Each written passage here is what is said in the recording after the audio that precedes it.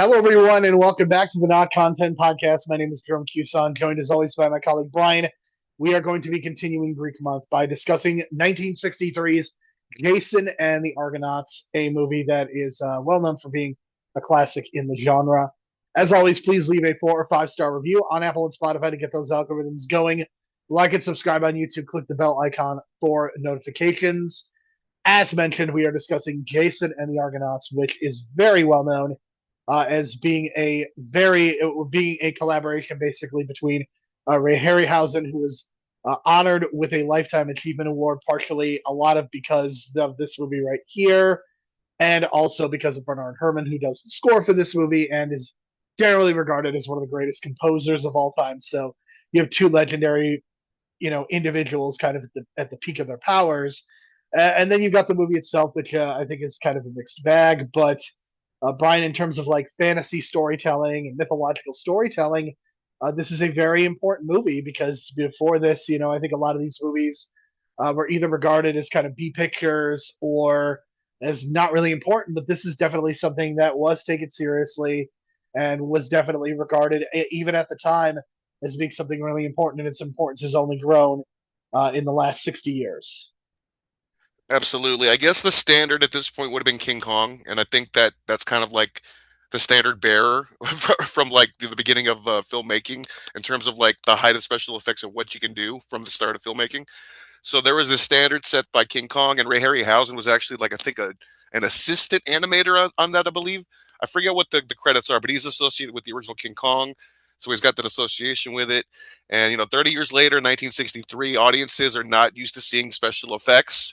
I mean, they barely touched the surface. Like they did some Jack and the Beanstalk type stuff around this time. There was another Sinbad movie that was made by Ray Harryhausen's crew at the time. So like they were kind of testing the waters, but for a lot of reasons, this movie sticks out. I think it's because of the way they did the special effects. Specifically, I think the skeletons are the ones that stick out the most in terms of like the iconography of this movie. Because every time you bring up a movie or bring up this movie, I think the number one clip that goes to is the skeleton scene, and that's the end of the movie, but it's still spectacular. And in terms of like fantasy movies, a lot of the fantasy movies around this time, and I've watched a lot of them, especially the Ray Harryhausen ones. The scripts are never good. It's always about the characters and about the adventure, and if you can get down with that, and then once you get down with that, you get with the special effects and the monsters and the creatures and stuff. So it becomes kind of like a fun kind of watch by the end of it all. Now, this movie is very rewatchable, very much rewatchable. I can see why this is like Tom Hanks's favorite movie as a kid, and that's famous from that '92 Oscar speech that we actually reviewed a couple of years ago, which is really cool. So the timing of everything and the way that Ray Harryhausen commemorative achievement award came about, I just picked that random year because of Silence of the Lambs mainly, but that was a bonus. So now we kind of live up to that moment now and kind of talk about Jason and the Argonauts. But mainly, I think it's all about the effects. And this is from an era where everything was dubbed. So like we talked about that with the spaghetti westerns and how those were dubbed with different voice actors or whatever. So it makes it stand out when you don't have source audio on some actors and they have this different voice. It kind of makes it larger than life, and I think that adds to it. And I think we're missing some of that in movies. And I'm not talking about Madam Web, where they replaced that dude's voice in a terrible way. That that story about the villain they replaced his voice. Yes, I Not like know. that. Not like that. Not like that. But like this, where you got like a European actor with a poor American accent, and you just replace his American accent with an American, and that's all you got to do. Yeah, I think that this movie, the standout moments are like the statue scene of Tolos. Like I think that scene is really well done for the time period. Again, we're talking within the context of it's 1963, and you don't really see a lot of these types of movies. What I appreciate about this movie though is that it's an hour and 43 minutes, so does it wear its welcome out. It feels very much of the mythology type. They're going on a journey. There's a lot of scenes on a boat, swords and sandals, fighting. And again, this is not my genre per se, but I certainly do respect the work that was put into it. And you mentioned the fact that two of the actors are dubbed. Todd Armstrong, who plays the titular character Jason, he is dubbed with a British dubbed by Tim Turner, who's uncredited. And look, I think that the issue is that he is not the most charismatic person in the world, and it just feels like there's a real disconnect between his character and kind of what's going on around him. I think that for me, the difference between something like this compared to what I think you're going to see in the 2026 Odyssey is that Matt Damon is the perfect lead for this type of movie, and Todd Armstrong, no disrespect, because his if you read about his career, it doesn't have a happy ending. It feels like if there's a better actor, then this is an even better movie. Like I think you really do need somebody really charismatic to make this movie totally work. And again, like it works because of the music and the special effects, but I think this movie deserved better because I don't think the lead was as good as he needed to be for this to be successful. Totally. Yeah, I got the same feelings when I was thinking of like Streets of Fire. I had the same feelings about the lead actor in that one, Michael Parr. And I kind of was more forgiving then, but here it's fine for me because it's the style of acting from this era that I'm so used to. So his acting style kind of fits the era, even though it doesn't fit the time frame necessarily. Because I know, like, if you've seen Spartacus, all those other genre pieces, like from that time era of what they're trying to recreate, like they really nail it down. But this dude kind of stands out because of the accent and he's kind of clean cut, right? And he's a pretty boy, so he's not really like the gritty looking like Matt Damon, what we're gonna get out of his Odysseus. But I guess that's kind of the point because in the TV remake of Jason and the Argonauts in the '90s, which was kind of like a pseudo sequel to the Odyssey, which we'll talk about next week. Basically, they picked Jeremy London or just Jason London, one of the London twins, and it's again the pretty boy feel that they were going for, and that's kind of the vibe they want with Jason for Jason and the Argonauts because I guess that's what they wanted for the lead, and that's kind of what they got. And that's why the vibe you get is kind of this old school Hollywood mixed with the Greek kind of stuff. And I'm more in for the Greek stuff, honestly. And you mentioned the Talos scene, and that's where the giant bronze Titan statue comes alive and starts attacking Hercules and everyone else. And there's some fun scenes in that, and the way it's shot, it's just spectacular. And at first, what I like about that scene in particular is at first you think they get away, right? And then all of a sudden you see Talos just like go around the mountain and cuts a shortcut and cuts them off, grabs the boat. And mind you, this is 1963. Grabs the boat, shakes people off, and then drops the boat and then proceeds to walk and continue fighting. And it's like, how in the hell? You know what I mean? Like, wow. You know what I mean? Just It spectacular. And looks way better than it probably should. Again, given the time period, I think it. Again, I think the Tolo scene is probably my second favorite. I mean, that skeleton scene, it literally happens like in the last 5 minutes, and it really like steals the show. But the Tolo scene is also really. I mean, it looks really cool. You feel the tactile nature of him actually being a statue. And look, I think we see some not great CGI, but I think the biggest difference between when you see bad CGI and you see like this, which does admittedly look sometimes pretty hokey, there's clearly people behind it. There's clearly effort being put forth to make this feel tangible and real, and that's why I think this is so much different, and that's why I will take fake looking real blood over CGI blood any day, or a fake looking mask over something that's CGI. I will always take the real over the not real any day of the week. And I kind of wish that we could go back to, if not this era, the Ray Harryhausen method of doing things, trying to make things more real. Because I think that's what people want. I think we've seen CGI, and we think we've seen the limits of CGI, and we see that they don't want to really pay the artists. So I would rather go back to, doing the more tangible thing. right. And I think another like example of that is the Poseidon scene. Now, when I talked about this last week, it made it seem like a giant dude just stands out of the water and is like playing with toys for scale, right? Like the way I kind of described it. But if you watch this, it doesn't look like that at all. It looks like a fucking giant comes out of the water and interacting with the small people in the foreground and like just holding like the background together while the foreground has rocks going up and down the thing to make it seamless. So I was really impressed with that because at first, like, you would think that it would look so cheesy, like it's not a claymation, it's just a dude, and you're shooting him separately on the in the background because he's larger. It works. It strangely works, and I think it works because of the constant movement of the rocks and the constant cutting between the rocks falling. So It's it a just very seems like good this. editing job. Yeah, The yeah, and it's editing so is good. chaotic, but it fits and it works.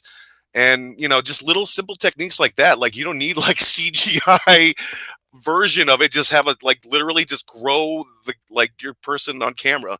You know what I mean? Instead of like have a CGI giant version of them. So I thought that was really interesting. And of course, I think our one of our favorite things about Greek god scenes is like whenever the Greek gods interact with the mortals, right? And in this case, I think Hera's mainly the main contact. But when they take Jason to Olympus, man, like that scene is so like well thought out and like so imaginative because I guess like the gods are like what the size of Godzilla, and that's the comparison size. So like mortals are just like pieces on the chessboard to them, and I when they mean, go I think visit we the see gods, that they're in just this literally on the movie. table. Yeah, I think in this movie it's very much that. I mean, in the Odyssey, the gods are kind of equal or the same size, I guess. Like, because when you see Athena in any versions of the Odyssey, she's about the same size. She's not Godzilla size, but in this movie, they're definitely going with that fantasy angle of okay, they're really huge, and Zeus being just a gluttonous asshole, can't forget that. You got old man Hercules as a part of this, and I mean, I think the gods being portrayed as aloof and not really caring about human beings and using them as pawns. I mean, that feels pretty accurate to me. Totally spot on with the whole Greek mythology and the way that if you study Greek mythology, man, it's just about the gods getting off their rocks, right? And just coming down and fucking humans and doing whatever they want. But of course, in these family-esque versions, they're going to leave that stuff out. So I'm hoping Nolan brings up the fact that Zeus is a cheating bastard and he comes down as like sometimes as animals, sometimes as other humans, sometimes, like I mentioned, as the husband in disguise to sleep with the wives. So they cut all that stuff out and make him like this humble guy, right? And they kind of like that's what they kind of teased in like the Thor Love and Thunder, which I kind of tie together because it's like every time they cast a god or a Greek god, it's like we got to get this old school classic Hollywood actor for that role. It would fit so well, right? Because we want to fit that Jason of the Argonauts feel, the Clash of the Titans feel. Would they do that? So what do? Let's put Russell Crowe as fucking Zeus, and they think, oh, that's gonna work. Kind of worked, sort of. But you get the idea where this Sort comes of. from of like, sort of, sort of. I don't know. He had some funny moments throughout that poor performance. But you get this idea where this idea comes from. It's like, let's get old school Hollywood people, classic actors, put them in these high prestige roles as like Zeus, right? And then it kind of stands out. So that's what they were going for here, and it totally worked. And it works in Clash of the Titans as well. So these God scenes I really like. And I mentioned the plot. Now, basically this movie kind of does this thing where it stops and ends before they even finish the journey, all because the character Jason kind of turns into this misogynistic jerk halfway through, and the Yeah, it's screenwriters a are really like, weird choice. yeah, like we can't have that because everyone's going to turn on him, so we're just going to stop the movie right here and do this thing where like, oh, he brings the fleece back or whatever, and we don't even see like any resolution to the prophecy or any of that bullshit from the beginning. It basically goes out the window and just stops, and it just gives you the skeleton scene, which I guess is a great climax in itself, but I mean, do you not get thematically the it impression that sucks. they were teasing a sequel of some sort? I don't know. Like, it's possible they That's the were. vibe. See, I looked that up and they said no because they didn't want to bring up the fact that Jason was going to leave that woman behind that they introduced That at the is, end. then why And do it's that ending the way you did? I mean, I know, again, I think your but I audience think they is well wanted behind to the do film. this the main beats so they could do the special effects. Is my idea because I mean, there's a lot left on the table, obviously, of this tale, and the '90s Yes. TV version goes into that and tells the darker side after what happens with the skeletons and all that stuff, and the fleet's coming back, and him becoming some kind of king or something, clashing with Pelias or whatever, the king at the beginning. So it's always that kind of like self-fulfilling prophecy bullshit with the kings trying to kill off some dude who threatens the throne sometime down the line of the timeline. So you Yeah, know what there's I mean? certainly a It's lot always of that. prophecy telling in these movies, Then you and think about it, it's like no wonder Shakespeare gets all these ideas from Macbeth and Hamlet and shit like that. You know what I mean? Like it's very like connective I mean, it's tissue. all connected. The three witches, I think, are just like the same three witches in like every Greek thing, right? Like we saw that in Hercules. So there's got to be some connective tissue there for sure. And you I got to mean, there's credit a Greek reason that mythology these for that. stories are told over and over again, and that we've had different versions of of Jason and the Argonauts or the And modern day Odyssey. Titans are just Godzilla and Kong, you know what I'm saying? And they call them Titans. So, you know what I'm Well, I saying? mean, So, and you've got Thor. I mean, a lot of your Supermans and your Batmans are extensions of that, if not yeah, out and and we out gotta ripoffs. say, I must say, Old Man Hercules is quite the idea, man, because we always see him young, but this might be the only iteration where we see Old Man Hercules, and it's like, damn, this dude's got some tales what to tell, right? Like, and not only that, they give him survivor's guilt. Did you notice that? They did, and I think it's a really interesting angle, and I'm surprised that nobody's tried to, especially given we're going to be talking about the return next week. We also, we have all these different iterations of different stories being told. I'm surprised we haven't gotten Old Man Hercules. Like we got the Rock movie Hercules, which was very bad, but that's not the same thing.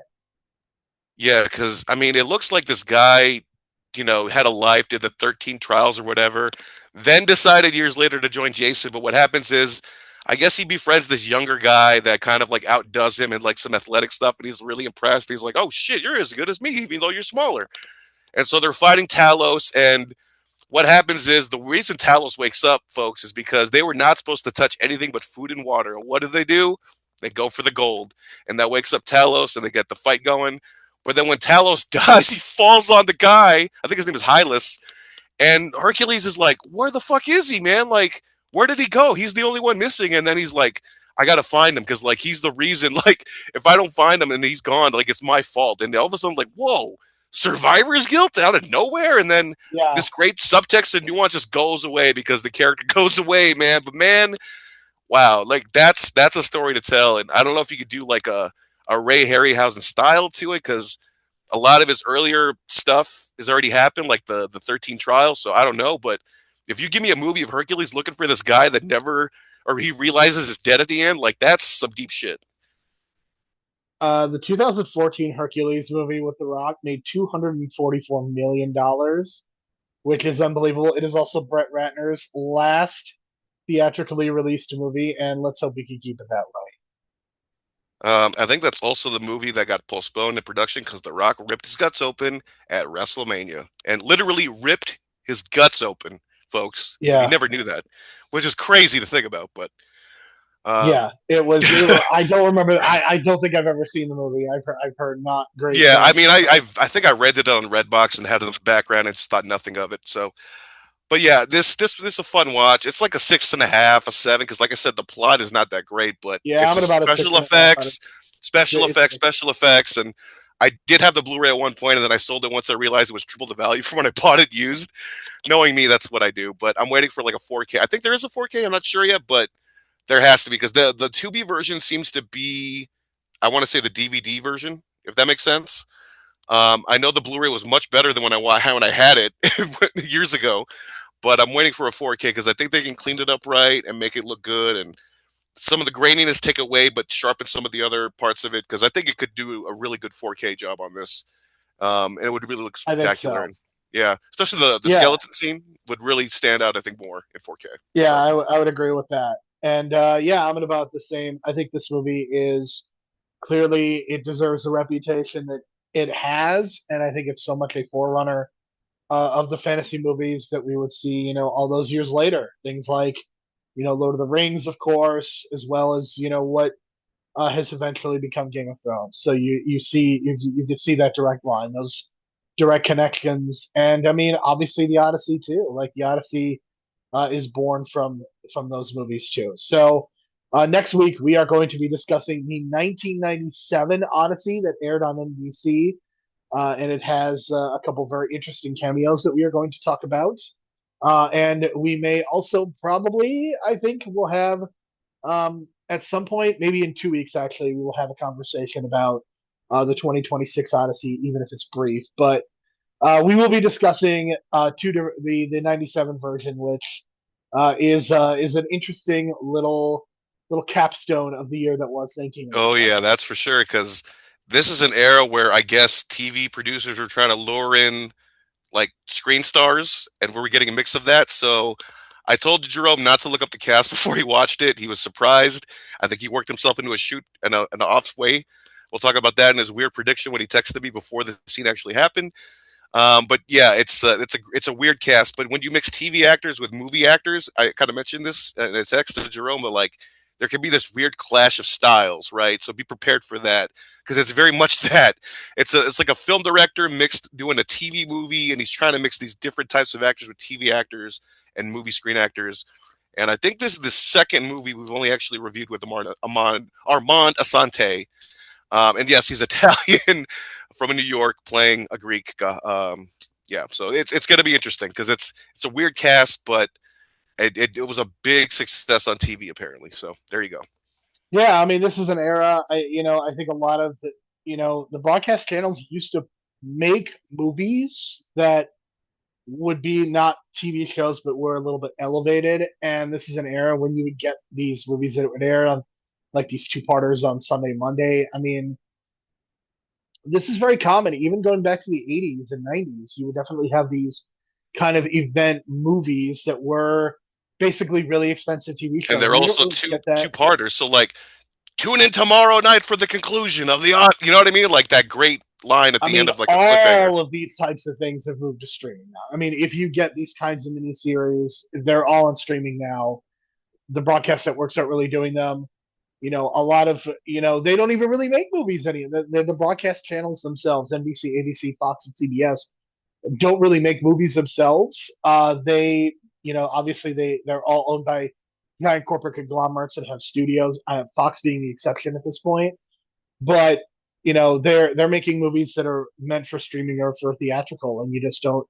You're not going to get something like this unless it's on streaming. And the movies that are being made on television are being done typically by cable. I think of Lifetime is still making movies that are not very well regarded, but they're definitely making movies. And Hallmark, of course, around Christmas time and even in July, they're making a ton of that. Yeah, I'll say this: Gulliver's Travel. I remember distinctly with Ted Danson. I think you remember it too. Maybe 96, 97 ish. And I remember watching both parts back to back. And I remember thinking, like, man, like, this is so weird. Like, it's a movie, but it's TV. And then, of course, years It later, is a weird feeling. the feeling is gone now because it's not a thing anymore. So, if anything, like, if let's just say this: if the Odyssey was produced by Netflix today as like a TV 3 hour two part or whatever thing, it would have a really damper look. I would say that it would look just like every other Netflix show besides Stranger Things, but would have that kind of bland kind of look, is what I'm saying. So, All right. So for Brian, I'm Jerome. Thank you so much for listening. We will talk to you again next week.